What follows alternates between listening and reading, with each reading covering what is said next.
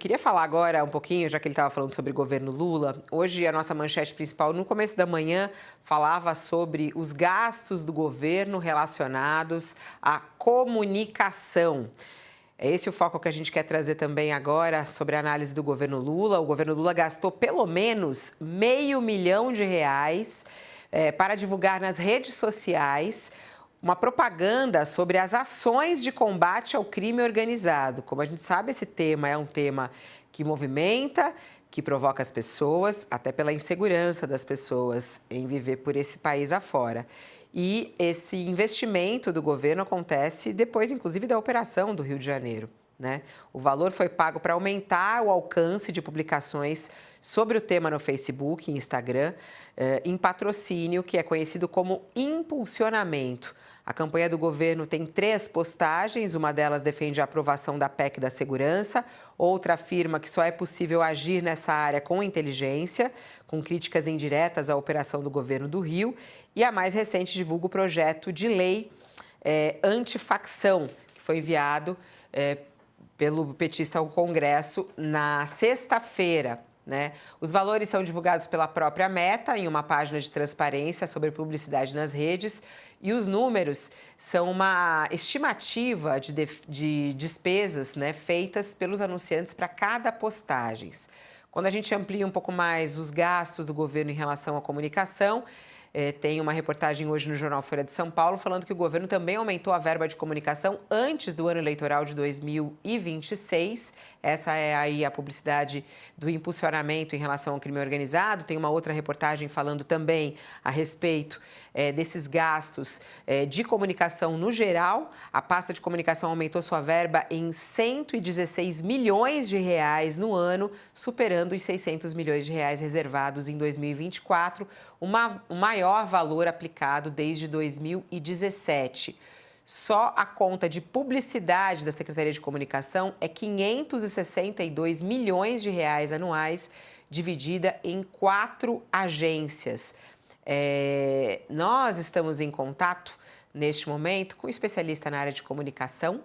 Ele é jornalista, mas ele atua justamente em treinamentos, em palestras relacionadas à comunicação e está sempre de olho, inclusive, no que está acontecendo nas comunicações dos governos. É o Mark Taiuil conosco a partir de agora aqui no nosso All News. Olá, Mark, que honra tê-lo aqui. Bom dia para você.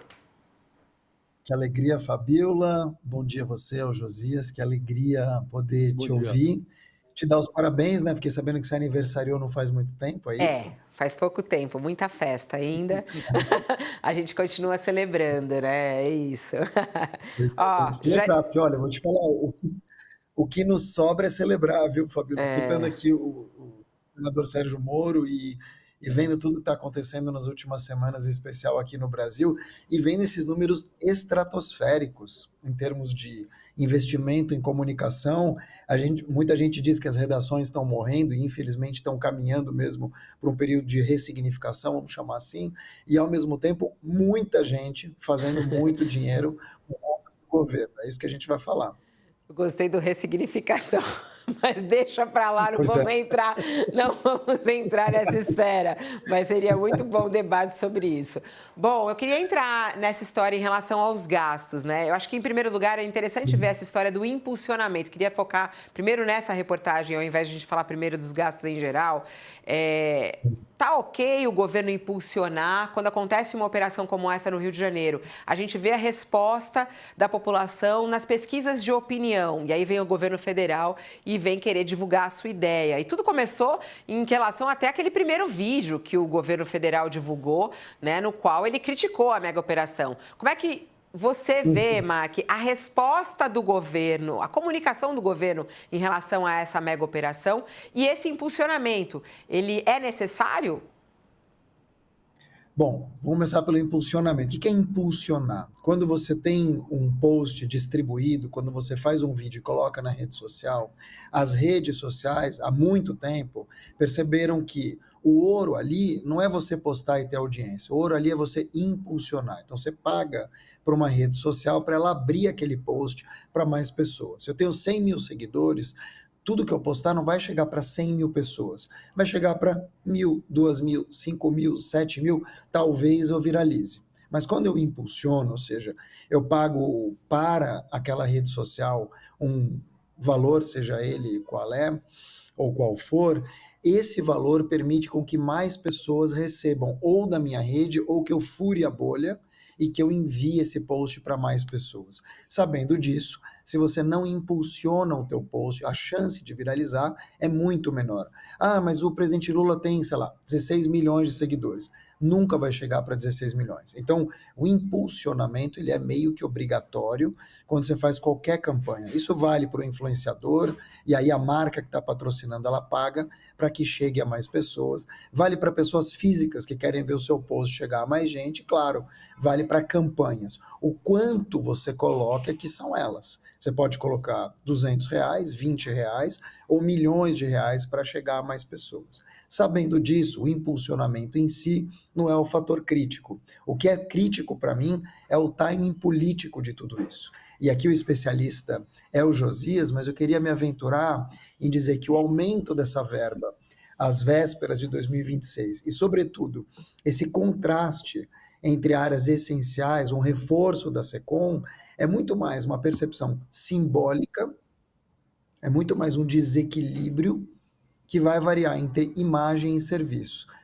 Em vez de depositar esse dinheiro todo para contar depois do que aconteceu, o que está sendo feito para combater, talvez esse dinheiro não fosse melhor ser colocado para combater milhões e milhões de reais colocados nas polícias, ou colocado nas defesas, ou em armamento e treinamento, não seria mais efetivo do que impulsionar 10 ou 20 vídeos com o presidente Lula falando e se dizendo depois que ele disse algo? Eu vejo que a estratégia aqui, essa guinada na comunicação, claro, ela tem um foco numa maior influência, mas ela é muito mais eleitoreira do que necessariamente efetiva nesse momento. Em conversas anteriores, Mark, que a gente teve aqui, você avaliou, e a gente mesmo avaliava, que o governo e o PT e a esquerda em geral se comunicava muito mal, né? Nas redes sociais, fora dela, e levava surras homéricas nas redes, né, na internet. Você acha que melhorou? Verdade. O governo está se comunicando melhor? O PT se comunica melhor? O Lula agora não bombou a imagem dele, mas deu uma melhorada. Decorre dessa evolução da comunicação nas redes ou não? Ainda está longe de ter melhorado, de podermos constatar essa evolução? Houve uma melhora, sem dúvida. Não só houve uma melhora, como os números mostram isso, e eu acho que tem alguns fatores aqui, eu vejo que tem alguns fatores aqui, Josias. A gente tem muito menos a presença da Janja, por exemplo. Isso é uma coisa que a gente discutia, o efeito Janja, ela aparecia muito mais, as crises começavam internas antes de ser externas. O presidente Lula toma mais cuidado ao falar. Eu acho que ele ter peitado o Donald Trump e depois ter sido recebido por ele também teve um efeito para dizer o seguinte: olha, eu não estou tão ultrapassado quanto diziam, porque era uma crítica minha pessoal de que o Lula vinha com ideias de 20, 25 anos atrás. Agora, é inegável que a estratégia de Sidônio Palmeira, entrando com influenciadores, com vídeos mais curtos, com uma linguagem mais popular, fez com que o governo se aproximasse um pouco mais. Não tem como dizer nesse momento que o governo é um governo digital. Isso não é verdade. Agora, quem é digital? E o que é ser digital hoje? Ah, mas puxa, os americanos se comunicam mais pelas redes como o Donald Trump. Mas tem muito mais crise. E também tem uma polarização muito forte. Então, nada do que o governo fizer em termos de qualidade, em termos de entrega, em termos de viralização, vai ser dito como excelente, porque metade do Brasil é contra. Então, a qualidade da narrativa ela é muito mais focada no que você tem uma divisão entre o técnico e a mensagem.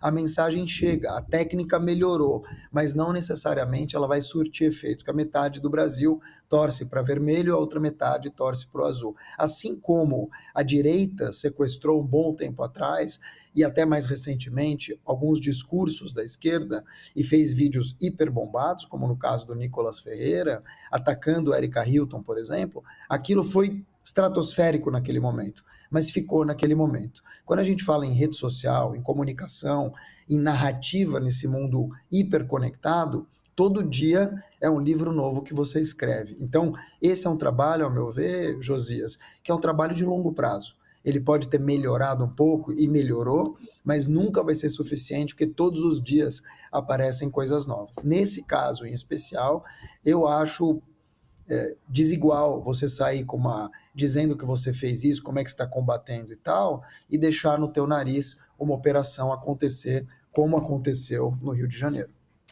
Você acha que em relação a essa história da comunicação, o presidente Lula ser um pouco mais contido em relação à mega operação, porque ele não foi para o ataque direto em relação a isso na postagem que ele fez e até mesmo na fala como um todo, mas o governo, por outro lado, fez. O que pega para a população na sua análise em relação a isso, Mark? Como é que fica a comunicação oficial do governo? É o que sai pela boca do presidente Lula ou o que é feito nessas ações de publicidade, inclusive?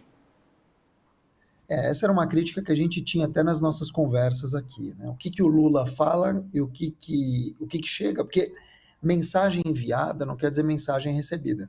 Ele pode falar uma coisa, a população entender outra. Acontece que o Lula tinha uma forma de se comunicar, tinha um efeito Janja, que também implodia ali dentro muitas questões, e com o tempo passou-se uma coisa que eu até achei que seria um pouco mais difícil, mas acabou acontecendo, do Lula ser um pouco mais domado nesse sentido. Ele falar um pouco menos, pensar um pouco mais, ele é muito eloquente, ele tem uma parcela que escuta muito ele, mas invariavelmente ele falava algumas coisas e essas coisas eram mal interpretadas, quando não pessimamente interpretadas, e atrapalhava do outro lado o trabalho de gestão comunicacional do governo. Eu entendo que agora eles estão mais alinhados. Na minha visão, o que aconteceu no Rio de Janeiro pegou ele de calça curta. Não só porque ele estava no avião e não conseguiu se comunicar a tempo, como sequer ele tenha sido avisado da profundidade daquela operação. E claro, o resultado ninguém poderia imaginar, ou até poderiam, mas não ele. O que eu entendo vendo o Lula responder a tudo isso, eu acho que ele foi contido. Eu sinto que ele se comunicou de uma maneira muito mais contida. Agora, ele poderia ter sido mais incisivo. Quando eu digo mais incisivo, você tem um problema brutal. Eu estava fora do Brasil, estava nos Estados Unidos, e acompanhando, obviamente, o UOL, a Folha e todos os canais para entender o que estava havendo. E o dano à imagem do Brasil é enorme. E essa conta não é o Cláudio Castro que vai pagar. Não é só o Rio de Janeiro que vai pagar, é o Brasil que está pagando. É o Brasil que sai ruído ou desidratado, mais uma vez, de uma história dessa. É o Brasil que vai receber menos investimento. É o Brasil que é visto como um país absolutamente violento e perigoso para se viver. É uma população amedrontada, e eu me incluo nela, e incluo os meus filhos também. Então, o efeito disso, ele é federal. Ele não é um efeito só circunscrito ao Rio de Janeiro. Por isso, na minha visão, o Lula deveria ter sido muito mais incisivo. Agora, ele também não pode dizer, não, fui pego de surpresa, não, eu não sabia, porque aí também mostra que ele não tem influência ou domínio nenhum em relação aos estados. Sem falar no erro inicial da primeira fala dele, né, que depois ele pediu desculpas ao falar que os Ele também foi traficantes... atacado, se você lembrar. Ele isso. também começou sendo atacado e depois o Cláudio Castro voltou atrás. Quer dizer, é nítido que o Brasil, além de ser um país dividido, é um país que não acredita no seu próprio presidente. Você tem vários estados que estão confrontando isso. Obrigada, querido. O tempo é corrido, aqui a gente tem mais um monte de gente pendurada para entrar aqui. Obrigada, querido. Um beijo, até a próxima. Muito obrigado. Um abraço. Para quem está conosco na TV, é um intervalo, mas a gente segue aqui pelo YouTube com a análise do Josias em relação a esse vai e vem na conversa e no discurso do governo federal e do próprio presidente Lula em relação à violência. Vamos lá, Josias. A notícia de hoje é esse, né? O aumento do investimento do governo na campanha, inclusive no impulsionamento nas redes sociais, em relação à mega operação do Rio. E, no geral, os gastos com comunicação aumentaram muito, porque vem aí 2026, né? É verdade, Fabiola. O governante que acha que fez algo e não trombeteia, acaba piscando para o eleitorado no escuro. Com boa propaganda, as pessoas podem acreditar até em conto do vigário. Mas governante que torra em publicidade até o dinheiro essencial para manter abertos os balcões de atendimento à clientela, se arrisca a tocar trombone sobre um telhado de vidro. Então, a publicidade, muito bem, todos os governos fazem, agora é preciso saber que dinheiro está sendo gasto para isso, né? Convertida aí numa espécie de comitê de campanha fora de época, a Secretaria de Comunicação da Presidência engordou o orçamento em mais de 116 milhões, segundo essa reportagem da Folha. O orçamento da SECOM foi elevado lá para 876 milhões ao longo desse ano de 2025, um ano pré-eleitoral, e desse total, 562 milhões foram só para publicidade. Então, esses números fazem do Sidônio Palmeira, que é o ministro do Marketing, um gestor privilegiado. O orçamento do Sidônio cresce num instante em que falta dinheiro para prover serviços essenciais. Por exemplo, a compra de livros didáticos no Ministério da Educação, a emissão de passaportes da Polícia Federal, até o processamento da folha de pagamento dos aposentados do INSS. Então, na publicidade, há uma diferença entre obter o que se paga e o que se espera.